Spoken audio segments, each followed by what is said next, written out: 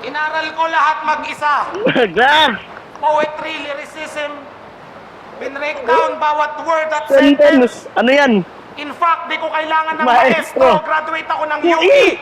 University of Experience. When I see, Tapos lalaban ka sa akin, ako'y biglang napakamot. you see, Kasi paano ka nga naman lalaban sa ikatlo kung sa zero pa lang, hindi ka na umabot? brothers. Kasi itlog ka pa rin habang ako ay manok na. Oh, Sa nagbabaga kong linya, kaya yung diamante matusta. Apo. Yung mga binaon mo buhay pa, halatang sa puwersa kapus ka. Apo. Lahat ng binaon ko sa sobrang baon, sa impyerno napunta. Apo. Sabi mo, mahal mo ang kulturang hip-hop, kaya gusto mong isalba. Ipo. Pero hindi ka naman talaga hip-hop, alam ng lahat sa Davao na balimbing ka. Palimbing. Kasi nagbanda ka na dati, kasi doon ka lang kumikita sa pagkanta-kanta. Kung talagang mahal mo ang hip-hop, hindi mo siya iiwan at the first place, hindi ka na nagbanda noon pa. Underground. Kasi real talk, kung saan ang sikat na genre, doon ka nakasandan. Mental. Kung hindi lang dahil kay Arik, matagal na kitang sinampal. Sampal. Kaya alam ng lahat dito kung sino ang tunay at hindi. Bagay nga sa'yo yung pangalang Sak. Hindi ka lang balimbing, magaling ka pang sumipsip.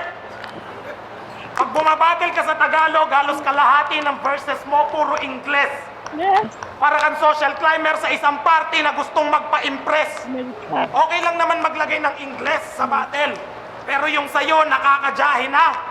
Hindi ka lang sa genre balimbing, pati sa lengguwahe pa. Palimbing. At sa ilang taon mong pagiging ama, wala ka pang trabahong matino. Palimbing. Sa pag-aangat sa sarili mong pamilya, ikaw yung taong nabigo. Boss. Huwag ka masasaktan.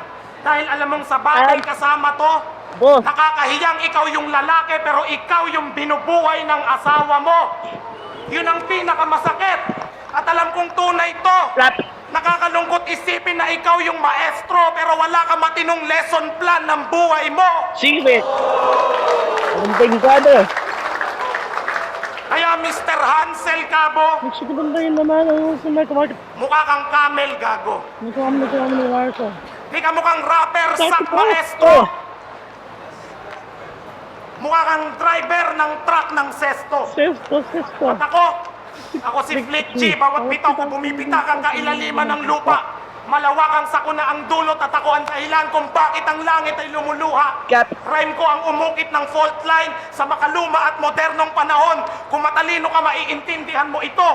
Dahil sa sobrang bigat ng bars, ako ang dahilan kung bakit ang Pangea nahati sa pito. Mga tala.